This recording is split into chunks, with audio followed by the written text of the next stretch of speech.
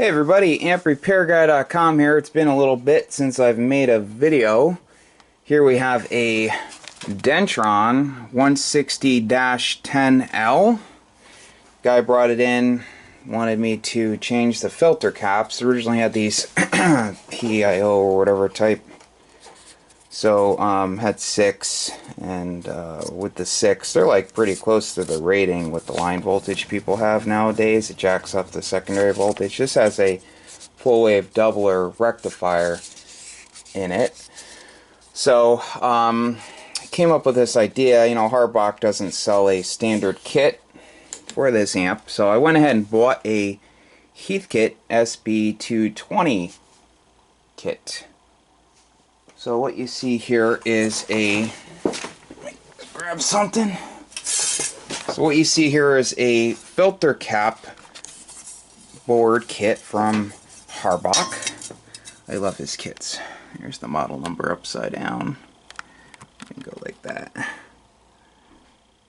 So I assembled it. They come in kits, easy to put together. Just take your time, read the instructions, and then double, triple check everything before you solder everything.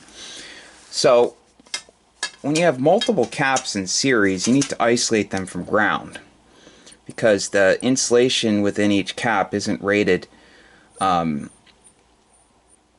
withstand the voltage, and it can end up flashing to ground through the, even oil fill caps, they have to be isolated. If you have more than one in series, you have to isolate them from each other and ground. So, you also have to have a resistor across each one. They equalize the voltage on each cap. If one of these were to open, there's a good chance the cap would fail. It would end up with more voltage on it. It would be unbalanced. You end up with more voltage on it, and it would fail. So, so I took a piece of material like this, made an L channel bracket, took phenolic material. I took 3M 5200 fast cure, and I epoxied it to the caps. This sturdy. I reused 2 of the holes for the old caps. I drilled a 3rd. The screw heads are isolated from the caps because they're at ground potential. And then, as you can see, there's a gap between the caps and the cover, which would be at ground potential. And there's just barely enough room for the board to fit. So, this took a lot of planning.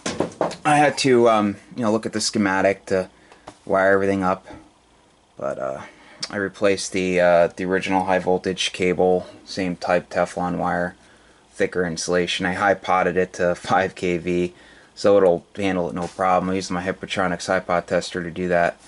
So zip tied everything.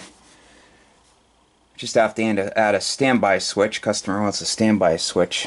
This is a ham guy in New York that owns this, so. That's about it. So, pretty slick, huh? Gives you 8 caps, and not too hard to do. These will last forever.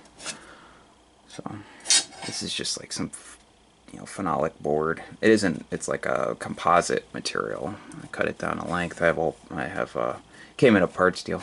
All right, so. Thanks for watching. Please check out my website, amprepairguy.com. I have a ton of work here. I'm trying to get stuff done as quick as I can, but just loading up. I don't like to rush. I like to get things done right. I like to make sure everything's perfect before it goes out the door. There's another box, harbach kit. It's the bias / soft start. So, hey, thanks for watching. Have a blessed day. If you have any questions, feel free to give me a call. Phone number's on my website. Take care.